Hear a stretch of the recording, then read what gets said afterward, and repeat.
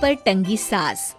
पंजाबी में कहावत है, सास चंगी होवे या ते दीवार ते टंगी होवे। संगीता की शादी भी एक ऐसे ही घर में होती है जहां उसकी सास दीवार पर टंगी होती है। ससुर और पति शादी के पहले दिन उसे सास के फोटो के सामने ले जाते हैं, जहां ससुर जी कहते हैं, बेटा बेटा संगीता, ये तुम्हारी सास थी, बहुत नेक और भली, लेकिन थोड़ी गुस्सैल थी। गुस्सा आने पर सब तहस नहस कर देती थी, पर अब ये इस दुनिया में नहीं है। हाँ संगीता, माँ होती तो तुम इनकी कोई बात टाल नहीं सकती थी, वरना तो माँ घर में भूचाल ले आती। संगीता मन में खुश होती है कि अच्छा है कि ऐसी औरत अब इस घर में नहीं है, लेकिन दिखावे के लिए वो जैसे ही सास की फोटो के सामने हाथ जोड़कर खड़ी होती है, ये क्या? सास उसे देखकर मुस्कुराने लगी। संगीता आंखों को मलकर एक बार फिर से देखती है, लेकिन फिर सास के चेहरे का भाव, भंगिमा यानी एक्सप्रेशन बिल्कुल बदले होते हैं। वो अपने पति और ससुर को कहती है, माँ की तस्वीर तो स्माइल कर रही है। ना ना बेटी, ये कैसे संभव है? जरूर तुम्हें कोई गलती हुई होगी, ऐसा कैसे हो सकता है? लगता है तुम शादी की सारी फॉर्मेलिटी करते करते थक गई हो, तुम्हें आराम की जरूरत है संगीता। खैर, सारे संगीता की बात को इग्नोर कर कमरे में चले जाते हैं। वैसे सास की फोटो पर एक्सप्रेशन एक के बाद एक बदलते ही रहते हैं।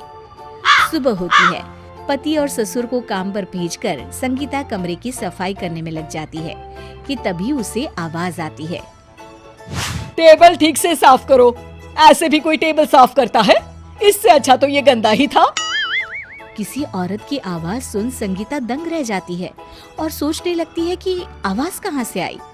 आवाज को नजरअंदाज कर वो फिर से अपना काम करना शुरू करती है, लेकिन इस बार तो आवाज बिल्कुल उसके कान के पास से आती है। मेरा घर है ये, जब तक मैं थी चमका कर रखती थी, हर एक चीज शीशे की तरह थी। तुम्हें तो ना सफाई आती है ना कुछ पता है। क्यों तुम्हें मेरे घर की जिम्मेदारी दे दी गई है? पता नहीं तुम में मेरे बेटे को क्या दिखाई दिया। मैं होती तो एक से बढ़कर एक लड़कियों की लाइन लगा देती।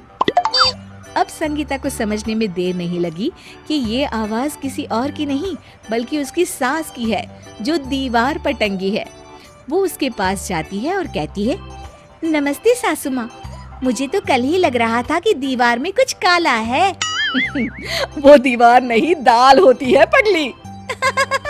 सही पकड़े हैं सासू माँ। तो क्या हो गया आपको जो आप यहाँ भी चैन से नहीं बैठी हैं?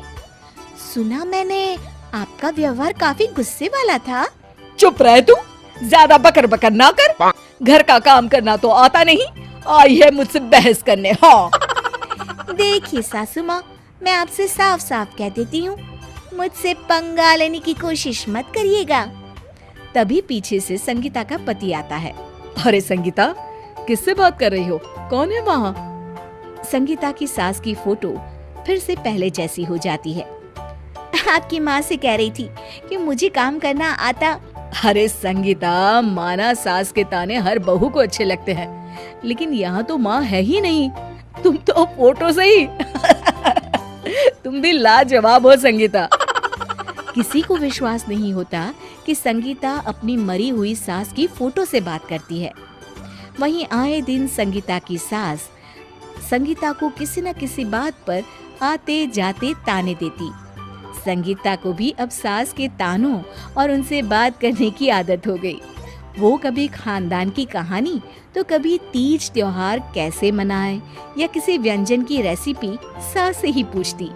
सारा दिन घर में अकेली संगीता की सास अब उसके लिए तानों के साथ पक्की साथी की तरह भी रहने लगी थी, जो किसी और को नहीं बल्कि संगीता को ही सुनाई देती। तो देखा आपने, सास बहू का रिश्ता हर रिश्ते से ऊपर होता है, फिर चाहे वो खट्टा हो या मीठा।